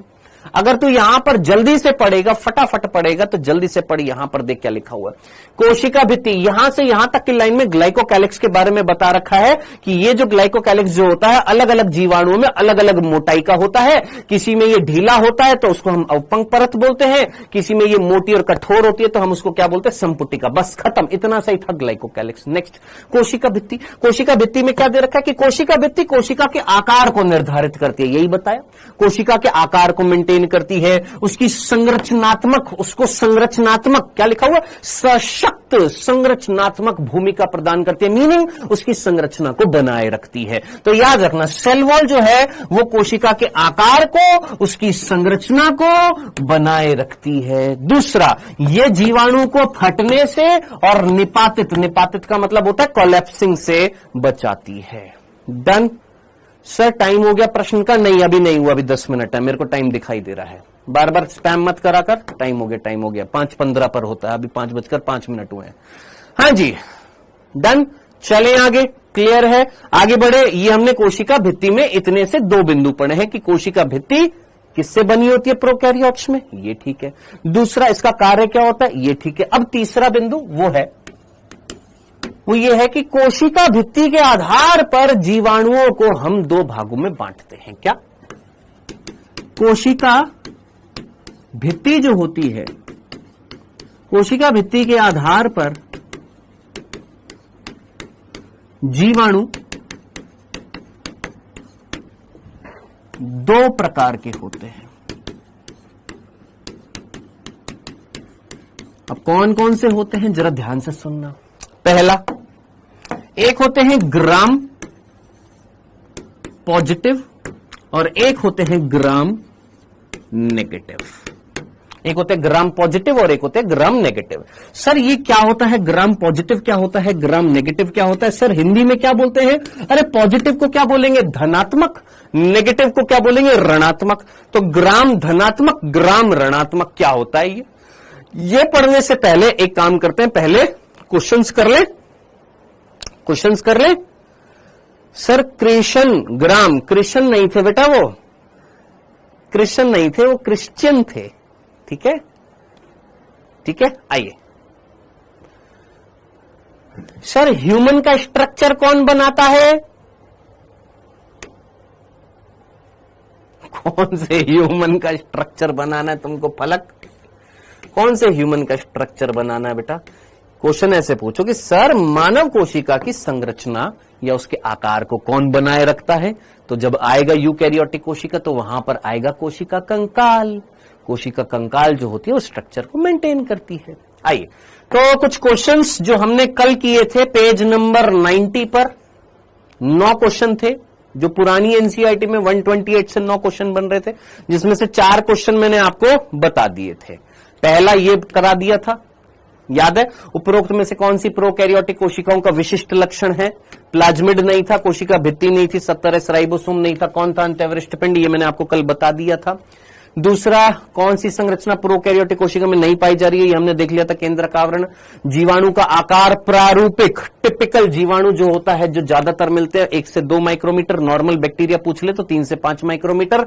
निम्नलिखित में से कौन प्लाज्मिड के बारे में सही नहीं था? ये वाला जीवाणुओं में आनुवांशिक लक्षण नहीं दे रहे थे, सम लक्षण प्रदान कर रहे थे, फिनोटाइपिक कैरेक्टर दे रहे थे। ये 4 क्वेश्चन हम कर चुके थे। 5वां जल्दी से करिएगा फटाफट बेटा। सर जंतु कोशिका को निपातित होने से कौन बचाता? कोई नहीं बचाता, जंतु कोशिका निपातित हो जाती है और फट भी जाती है। जंतु कोशिका जो है अगर उसको अति पराशरी या अल्प पराशरी घोल में रखें, अगर अति पराशरी घोल में रखेंगे तो वो पिचक जाएगी, अल्प पराशरी घोल में डाले तो वो फट सकती है। ठीक है, कौन फटने से बचाती है या कौन पिचकने से बचाती है? कोशिका भित्ति। तो हमारे अंदर कोशिका भित्ति नहीं होती है तो हमारी कोशिका फट भी सकती है और हमारी कोशिका कोलैप्स भी हो सकती है, सिकुड़ भी सकती है। डन। चलिए जी, बैक्टीरिया में कोशिका आवरण में शामिल है, जल्दी से आंसर लगाइए, सिंपल सा प्रश्न है। हाँ भैया, कोशिका आवरण में कौन शामिल है? आप अच्छे तरीके से जानते हैं, 3 चीजें शामिल है। कौन? ग्लाइकोकैलिक्स, कोशिका भित्ति और प्लाज्मा झिल्ली। ये मैंने अभी आपको बता दिया, सीधा सीधा सिंपल सा आंसर है। नेक्स्ट, छठा, लगाइए इसका आंसर।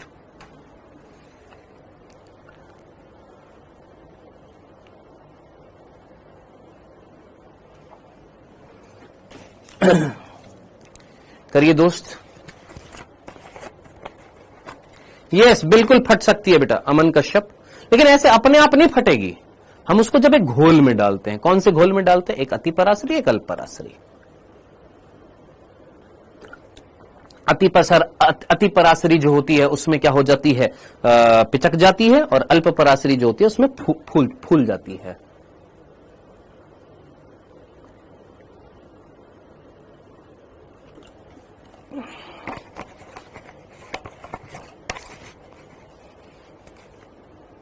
सॉरी, अति पराशरी में जब डालते हैं तो फूल जाती है, अल्प पराशरी में जब डालते हैं तो वो पिचक जाती है।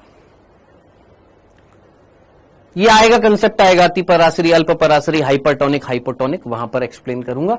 अभी जल्दी से यहां पर बताइए इसका आंसर क्या किया आप लोगों ने? सेकंड, थर्ड, समपराशरी में यूं की यूं बनी रहती है। हाँ जी, सेकंड, थर्ड, क्या किया? फर्स्ट, बहुत ही बढ़िया वैष्णवी, बहुत बढ़िया, गजब। तुमको आकार याद है? यूकैरियोटिक कोशिका। पहले तो सोच, यूकैरियोटिक कोशिका, पीपीएलओ, वायरस, बैक्टीरिया। सबसे छोटा आकार जो था इनमें से, आकार सबसे छोटा किसका होगा इनमें से? सबसे पहले मैंने तेरे को वायरस लिखवाया था 0.02 से 0.2 माइक्रोमीटर। तो सबसे छोटा कौन होना चाहिए? वायरस। तो ये तो बिल्कुल नहीं होएगा, ये बिल्कुल नहीं होएगा। बचा कौन? यहां पर वायरस, यहां पर वायरस। अब यहां पर यूकैरियोटिक, यहां पर यूकैरियोटिक। अब बचा बैक्टीरिया और पीपीएलओ। अब याद कर, पीपीएलओ का आकार कितना था? 0.1। और बैक्टीरिया का कितना था? याद कर, बैक्टीरिया का 1 से 2 या 3 से 5। तो करेक्ट आंसर क्या होएगा? सेकंड करेक्ट आंसर होएगा दोस्त। कैसे थर्ड लगा रहे हो तुम? का एनसीईआरटी बेस्ड है, और तुम अगर गलती कर रहे हो तो देख लो तुम गलती कर रहे हो। सर आपने ये नहीं बताया कि जीवित कोशिका और मृत कोशिका में क्या डिफरेंस है। बहुत बढ़िया। नेक्स्ट, प्लूरोनिमोनिया समजीव। अरे जीवित कोशिका जिसमें जीव द्रव्य मिलेगा, जीवित कोशिका, प्रोटोप्लास्ट नहीं बताया था तेरे को? प्रोटोप्लाज्म नहीं बताया था? वो कोशिका जिसमें जीव द्रव्य मिलेगा वो जीवित कोशिका, जिसमें नहीं मिलेगा वो मृत कोशिका, सीधा सीधा। प्लूरोनिमोनिया समजीव का आकार कितना होता है?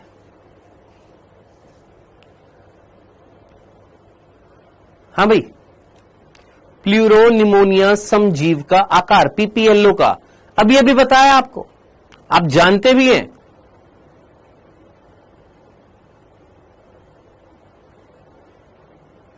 Done, clear. आंसर क्या हो जाएगा? 0.1 माइक्रोमीटर। सभी ने यही किया? हाँ सर, कर लिया, सिंपल सा था। चले आगे आगे, चलिए जी। ये वाला मत करिए अभी, ये अभी मैंने कराया नहीं है मीजोजोम से, आप छोड़ सकते हैं। बाकी ये वाला भी मीजोजोम है, ये भी अभी छोड़ सकते हैं। ठीक है, चलिए आगे पढ़ाई करते हैं। वापस से 2 क्वेश्चन है जो मीजोजोम से रिलेटेड है।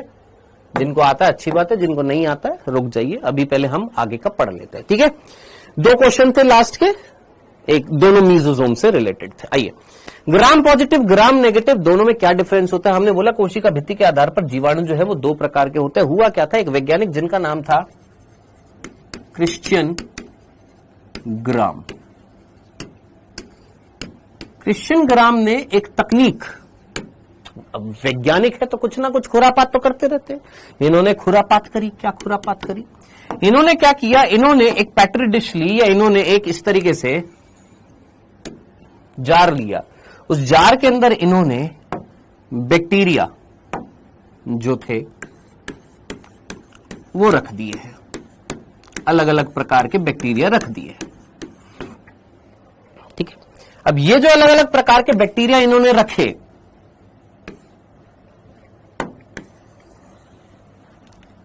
इसके ऊपर उन्होंने क्या डाली, डाई डाल दी। पहला स्टेप क्या डाली, डाई। एक डाई डाली, और वो जो डाई जो डाली उस डाई का नाम था क्रिस्टल वॉयलेट।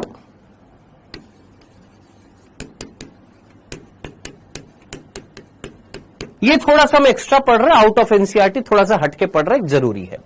क्रिस्टल वॉयलेट एक डाई है। डाई समझ में आता है, जैसे हम बालों को डाई कर लेते, कलर देती है ना, ऐसे ही मतलब यूं मान लीजिए कृष्ण ग्राम जो है, इन कृष्ण ग्राम के नाम में कृष्ण लगा दे।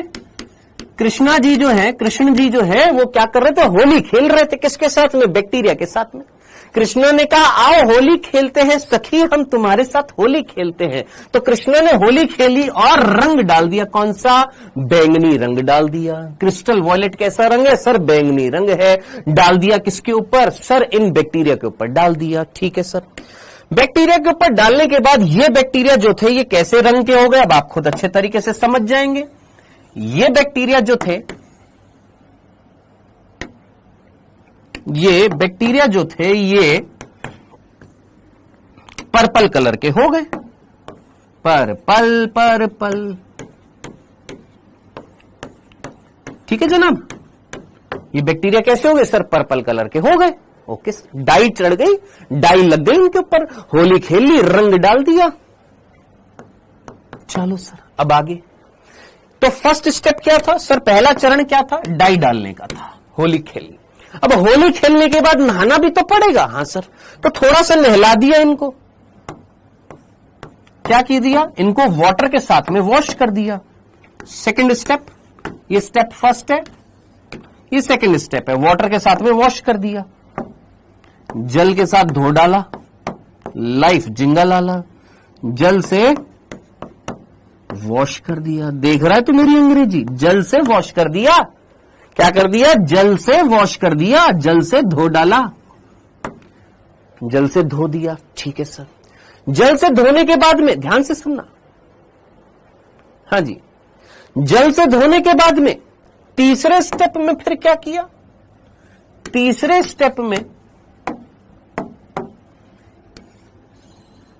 ये जो यहां पर पर्पल बैक्टीरिया जो थे, इन पर्पल बैक्टीरिया पर डाला आयोडीन सॉल्यूशन। तीसरे स्टेप में, थर्ड स्टेप में क्या डाल दिया, आयोडीन सॉल्यूशन जो था 0.5% आयोडीन सॉल्यूशन। अभी सिर्फ इतना याद रखना, आयोडीन सॉल्यूशन से आयोडीन सॉल्यूशन डाल दिया।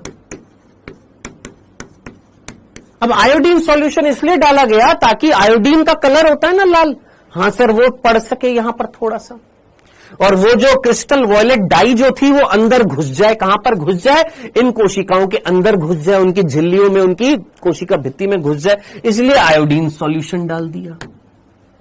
ठीक है सर, ये थर्ड स्टेप। चौथा स्टेप, मतलब समझ रहे, 2 बार होली खेली किसने, कृष्णा ने, कृष्ण ग्राम ने 2 बार होली खेली। पहले होली खेली तो डाई डाली, फिर धो दिया, फिर अगली बार फिर से होली खेली किससे, आयोडीन के सॉल्यूशन से, फिर से आयोडीन सॉल्यूशन डाला। अब बोले हम इनको फिर से धोएंगे। किससे धोएंगे, इस बार बोले कि हम इनको अल्कोहल से धोएंगे। किससे, इथाइल अल्कोहल। अब इथाइल अल्कोहल यानी इथेनॉल, इथेनॉल से वॉश कर दिया। तो टोटल कितने स्टेप हो गए सर, 4 स्टेप हो गए। कितने स्टेप हो गए सर, 4 स्टेप हो गए। पहला स्टेप क्या था कि सर डाई डाली, कलर चढ़ गया, फिर धो डाला, फिर वापस से डाई डाली, कौन सी, आयोडीन डाल दी, फिर से अल्कोहल, इस बार किससे धोया, अल्कोहल से धोया।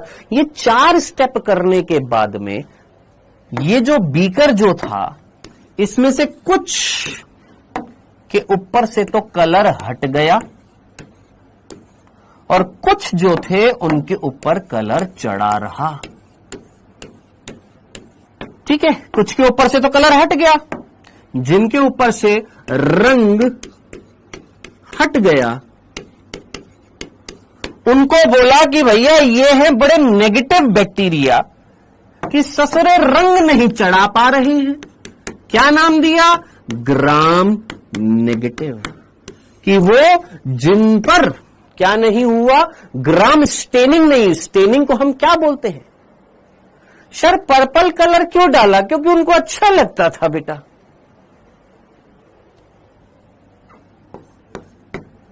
कैसी बातें कर रहे हो यार? अलग अलग प्रकार की डाई है, उन्होंने अपने एक्सपेरिमेंट में ये डाई इस्तेमाल कर ली ताकि अच्छे से माइक्रोस्कोप में दिख जाए। अब मैं आपको और डिटेल में नहीं पढ़ा रहा हूं, नहीं तो इसके बाद में एक और स्टेप होता है, 5वां स्टेप होता है। 5वें स्टेप में क्या किया जाता है कि यहां पर जिन पर नहीं चढ़ा है ना, उनके ऊपर फिर से डाई डाली जाती है। कौन सी? सैफ्रोनिन डाली जाती है।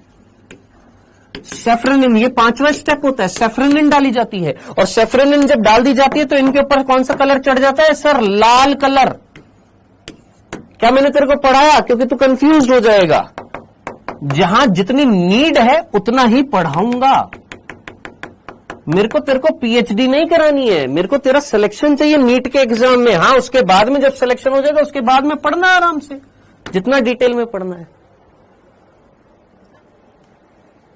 ना। तो समझना इस चीज को क्या कि भैया इसके ऊपर जब चौथा स्टेप कर दिया, अल्कोहल से धो डाला, तो इसमें से 2 बैक्टीरिया इस तरीके से उभर कर आए।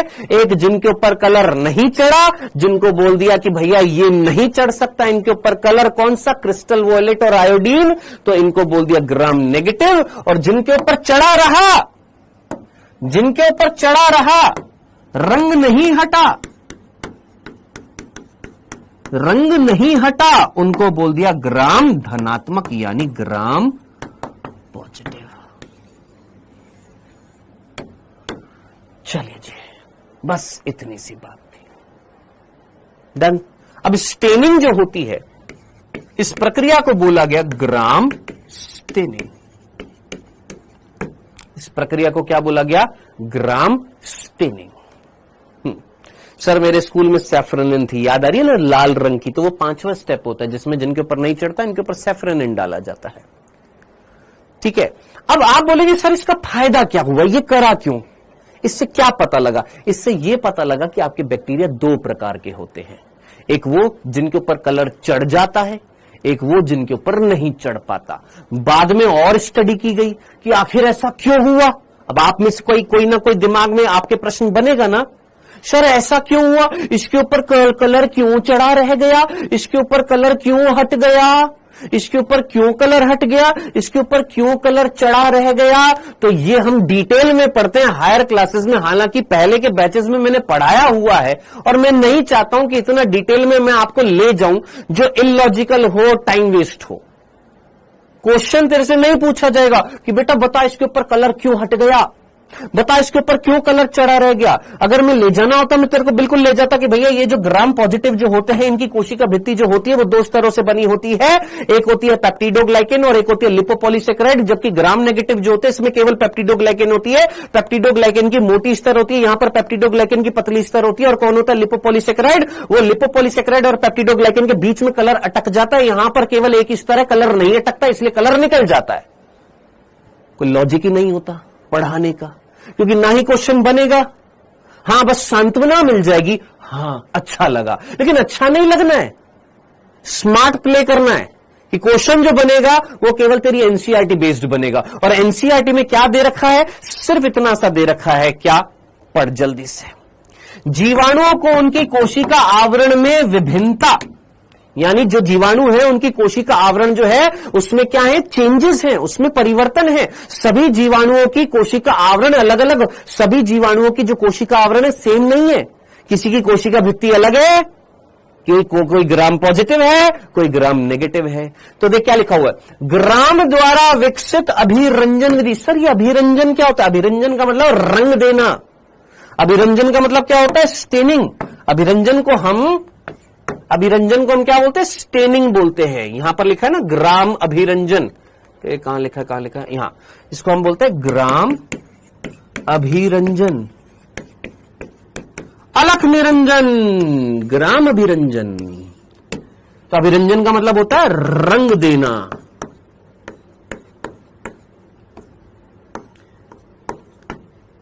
यानी रंग चढ़ा देना, रंग देना या रंग चढ़ा देना या कलर दे देना। ठीक है, तो ग्राम ने एक टेक्निक जिसको हम क्या बोलते हैं, ग्राम स्टेनिंग, ग्राम ने एक टेक्निक डेवलप करी जिसको हमने क्या बोला, ग्राम स्टेनिंग बोला। और इस ग्राम स्टेनिंग के लिए अलग अलग जीवाणुओं ने अलग अलग व्यवहार दर्शाया, जिसमें 2 श्रेणियों में वर्गीकृत किया गया किसको, जीवाणुओं को। जो ग्राम अभिरंजित होते हैं यानी जिन पर कलर चढ़ा रह जाता है उनको ग्राम धनात्मक बोलते हैं, और जिनमें अभिरंजन नहीं होता उनको हम ग्राम ऋणात्मक बोलते हैं। बस सिंपल, डन, क्लियर है। एक कह रहा है क्वेश्चन कराओ, बाबला तो नहीं हो गया है बेटा, बावला तो नहीं हो गया। अभी मैंने तेरे को 9 क्वेश्चन दिखाए थे जिसमें टोटल मैं 7 क्वेश्चन करा चुका हूं। मैंने बोला 2 क्वेश्चन मीजोसोम से रिलेटेड हैं, मीजोसोम मैंने अभी पढ़ाया नहीं है तेरे को, फिर कह रहा है क्वेश्चन कराओ। बेटा का सूंघ लिए हो, समझ में आ गया, ये समझ में आ गया। चलो जी, तो ये वाली चीज हमारी क्लियर हो गई है। अब इसके बाद में अगला जो टॉपिक आता है वो क्या आता है, समझना। क्या हमने बेटा यहां पर कोशिका आवरण पढ़ रहे थे जिसमें हमने ग्लाइकोकैलिक्स पूरा का पूरा देख लिया, हमने कोशिका भित्ति पूरी की पूरी देख ली। अब आती है कोशिका झिल्ली, और कोशिका झिल्ली से संबंधित है मीजोसोम्स। हाँ, मैं मीजोसोम वाला क्वेश्चन तेरे को दिखा देता हूं, अगर तू ड्रॉपर है, पहले पढ़ रखा है तो ट्राई कर ले। ठीक है, नहीं आता टेंशन मत लेना कि सर हमको नहीं आ रहा है। मैं क्वेश्चन तेरे को दिखा देता हूं क्योंकि ऑलमोस्ट टाइम होने वाला है, इसलिए मैं वहां लास्ट के जो 2 क्वेश्चन है एक बार दिखा देता हूं तेरे को। ये ले, अगर आता है तो करने की कोशिश करना, नहीं आता तो छोड़ देना, कोई दिक्कत नहीं है। हम अभी मीजोसोम पढ़ेंगे।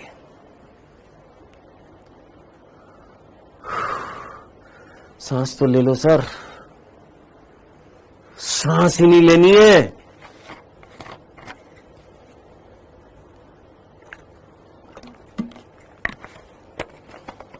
ऑलरेडी मेरी एक सांस है, और कितनी सांस लूं मैं, एक सांस मेरी घर पर बैठी है, और कितनी सांस लूं, बस एक ही सांस काफी है। हाँ जी, इसका आंसर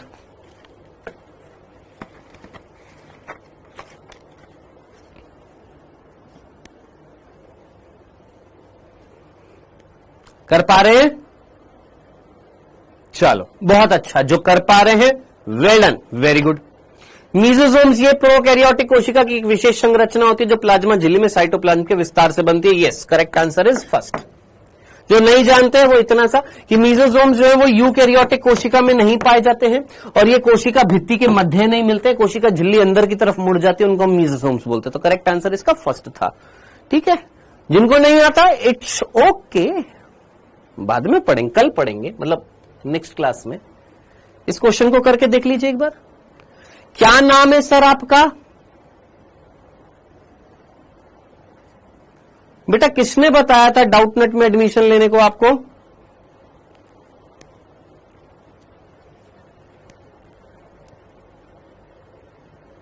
सर एनसीईआरटी संपूर्ण नहीं मिलेगी, अभी मैं बता देता हूं, वही मिलेगी जो पुरानी वाली, कोई नई नहीं मिलेगी।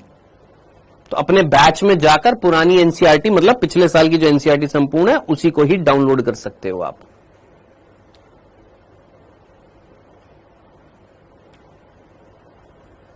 हाँ जी, इसको कर सकते हो आप। वेल डन दीपक।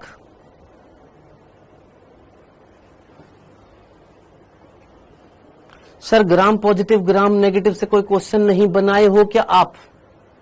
हम आपसे क्वेश्चन पूछ लेते। पहला कथन दे रखा है कि ग्राम धनात्मक में ग्राम अभिरंजन नहीं होता, दूसरा कथन दे रखा है ग्राम ऋणात्मक में ग्राम अभिरंजन होता है। बता क्या आंसर होएगा? दोनों गलत हो गए। इसी तरीके से क्वेश्चन बनेंगे, कोई अलग क्वेश्चन नहीं बनेगा। सिंपल याद रखना है, ग्राम पॉजिटिव वो जिनमें कलर चढ़ा रह जाएगा, ग्राम नेगेटिव वो जिनमें कलर नहीं चढ़ा रहेगा। सिंपल। देखो यार दोस्त, बायो ना आप लोग जितना इंटरेस्ट लेते हो ना, बायो उतनी ही इजी है, बहुत इजी है। बायो टफ नहीं है, इजी है।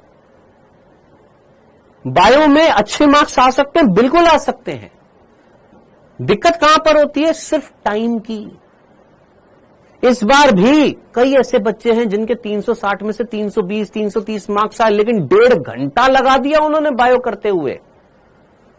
अब 3 घंटे 20 मिनट के एग्जाम में अगर आप 1.5 घंटा बायो में लगा देंगे तो फिजिक्स केमिस्ट्री कहां से कर पाएंगे? तो बायो सिर्फ टाइम मांगती है और कुछ नहीं। कि आप कितना जल्दी कितना सटीक आंसर दे रहे हैं वो इंपॉर्टेंट है। क्वेश्चन सारे एनसीईआरटी बेस्ड आएंगे तेरे। और ऐसा सवाल पूछना कि सर जो आप क्वेश्चन करा रहे हो यही आएंगे, ये मूर्खतापूर्ण भरा सवाल रहेगा। ठीक है, डन। तो भैया यहां पर ये दोनों कथन सही दे रखे थे। बैक्टीरिया में जो मीजोजोम जो होते हैं वो प्लाज्मा झिल्ली के विस्तार से बनते हैं और ये मीजोजोम जो होता है डीएनए की प्रतिकृति में मदद करते हैं। ये हम पढ़ेंगे। इसका आंसर जो है वो ये है, सेकंड है। दोनों के दोनों कथन क्या है? सही है। डन। चल, तो ये 2 क्वेश्चन बच गए थे। मैंने जस्ट दिखाया कि जिनको बहुत इच्छा हो रही थी सर क्वेश्चन करा दो क्वेश्चन करा दो, तो ये 2 क्वेश्चन बच गए थे इस पेज से। हाँ जी, नेक्स्ट टॉपिक जो हम पढ़ने वाले हैं वो तीसरा टॉपिक पढ़ने वाले हैं। या तीसरा मींस कोशिका आवरण जो था उसका तीसरा भाग। कोशिका आवरण जो था आपने पढ़ा। कोशिका आवरण जो है, कोशिका आवरण में 3 भाग थे। ग्लाइकोकैलिक्स देख लिया, कोशिका भित्ति देख लिया। अब किसकी बारी है? कोशिका झिल्ली की बारी है। तो नेक्स्ट क्या आती है? कोशिका झिल्ली आती है। अभी कितनी देर है हमारे पास? टाइम कितना है?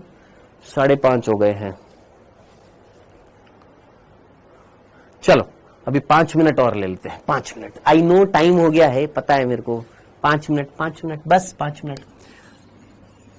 बस इतना सा एक होमवर्क के रूप में तुमको ना एक चीज पूछने वाला हूं, जरा घर पर एक बार सर्च करिएगा। कोशिका झिल्ली, जिसको हम जीव द्रव्य झिल्ली भी बोल सकते हैं, क्योंकि कई बच्चों का ये डाउट होता है क्या सर हम इसको जीव द्रव्य झिल्ली बोल सकते हैं? हाँ सर। हम और क्या बोल सकते हैं? प्लाज्मा झिल्ली बोल सकते हैं। हाँ जी, प्लाज्मा झिल्ली बोल सकते हैं। सर अंग्रेजी में क्या बोलेंगे? प्लाज्मा मेम्ब्रेन और सेल मेम्ब्रेन, प्लाज्मा लेमा।